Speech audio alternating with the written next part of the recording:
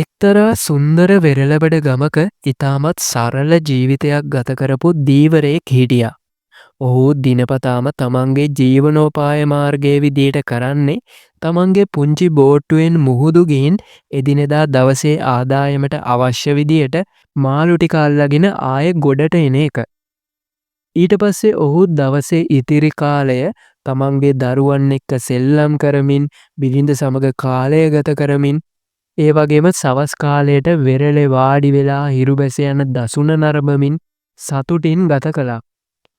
ඔන්න ඉතින් ඔහොම යනකොට එක දවසක්දා දීවරයා තමන්ගේ සුපුරුදු දිනචර්යාවේ වෙනදා විදියටම යෙදෙන ගමන් තමයි හිටියේ. ඉතින් එදා මේ වෙරළට ඉතාමත් ධනවත් ව්‍යාපාරිකයෙක් ආවා වෙරළේ සිරි නරඹන්න කියලා හිතාගෙන. ඉතින් මේ ව්‍යාපාරිකයා අර දීවරයා මුහුදු ගිහින් එන දිහා බලාගෙන හිටියා. ඔහු දැක්ක දීවරයා ඊටාම ඉක්මනින් මාළු අල්ලගෙන ඇවිල්ලා වේලාසරින්ම බෝට්ටුව වෙරළෙන් අතර කරනවා. ඉතින් මේ ව්‍යාපාරිකයා දීවරයා ළඟට ගිහිල්ලා දීවරයාගෙන් මෙන්න මෙහෙම ඇහුවා. "ඇයිවා මෙච්චර ඉක්මනට ආපහු ආවේ? තව ටික වෙලාවක් මුහුදේ හිටියානම් තව මාළු ගොඩක් අල්ලගන්න තිබුණා නේද? අනික හරියට තාම හවස් වෙලත් නෑනේ." දීවරයා hina වෙමින් මෙහෙම කිව්වා. "මට මේ ටික ඇති මහත්තයා. මගේ පවුලට අද වේල පිරිමහ ගන්න මේ ටික හොඳටම ඇති." ව්‍යාපාරිකයා පුදුම වුණා. "ඉතින් ඉතිරි කාලේ ඔබ මොකද කරන්නේ?"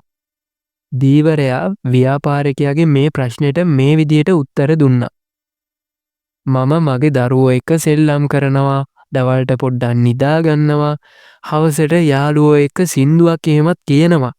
මගේ ජීවිතේ හරිම සතුටින් ගෙවෙනවා මහත්තයා." එතකොට ව්‍යාපාරිකයා දීවරයාට පුංචි උපදේශයක් දුන්නා. "අහන්න, මම ව්‍යාපාර පිළිබඳ උපාධිධාරියෙක්. මට පුළුවන් ඔයාට උදව් කරන්න. ඔයා දවස පුරාම මාළු ඇල්ලුවොත් ඔයාට තවත් ලොකු බෝට්ටුවක් ගන්න පුළුවන්. ඒ බෝට්ටුවෙනුයි මේ බෝට්ටුවෙනුයි බෝට්ටු දෙකෙන්ම ලැබෙන ලාභෙන් තවත් බෝට්ටු කීපයක්ම ගන්න පුළුවන්. කාලයක් යනකොට ඔයාටම කියලා මාළු අපනයනය කරන සමාගමක් වුණත් දාන්න පුළුවන් එතකොට. එතකොට මේ ගම අතෑරලා නගරයට ගිහිල්ලා ලොකු මන්දිරයක ඉන්න පුළුවන්නේ." ඊට පස්සේ දීවරයා ඇහුවා, "ඒ හැමදේම කරන්න කොච්චර කාලයක් යයිද?" ව්‍යාපාරිකයා කිව්වා, "අවුරුදු 20ක් 25ක් යයි." "ඊට පස්සේ මම මොකද කරන්නේ?" දීවරයා ආයෙම ඇහුවා. ව්‍යාපාරිකයා මහා හයියෙන් hina වෙලා මෙහෙම කිව්වා. "ඊට පස්සේ තමයි හොඳම දේ වෙන්නේ. ඔයාට පුළුවන් ඔයාගේ ව්‍යාපාර විකුණලා කෝටිපතියෙක් වෙන්න.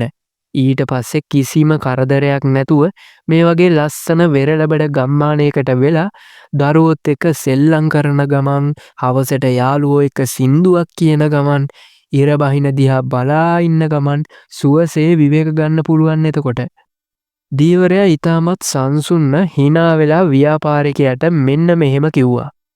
"ඉතින් මහත්තයා, මම දැනුත් කිසිම කරදරයක් නැතුව කරමින් ඉන්නේ ඒ දේම නේද?"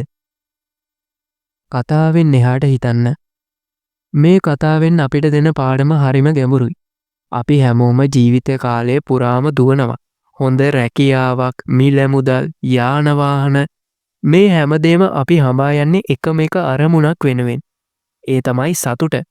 නමුත් ඔබ කවදා හරි හිතලා තියෙනවද අපි මේ හඹා යන සතුට ඇත්තටම තියෙන්නේ කොහෙද කියලා? අපිට සතුටු වෙන්න නම් අවුරුදු 20ක් 25ක් විතර දුවලා කෝටිපතියෙක් වෙනකම් ඉන්නම ඕනේද? සතුට කියන්නේ අනාගතේ කවදා හරි ලැබෙන දෙයක් නෙවෙයි.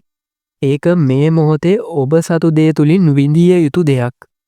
අධික ලෙස හඹා යාම තුළ අපි අපේ වර්තමානයේ අහිමි කරගන්නවා. මේකෙන් කියන්නේ ඔබේ ඉලක්ක හඹා යන්න එපා කියන එක නෙවෙයි. ඔබේ ඉලක්ක කරා යන්න.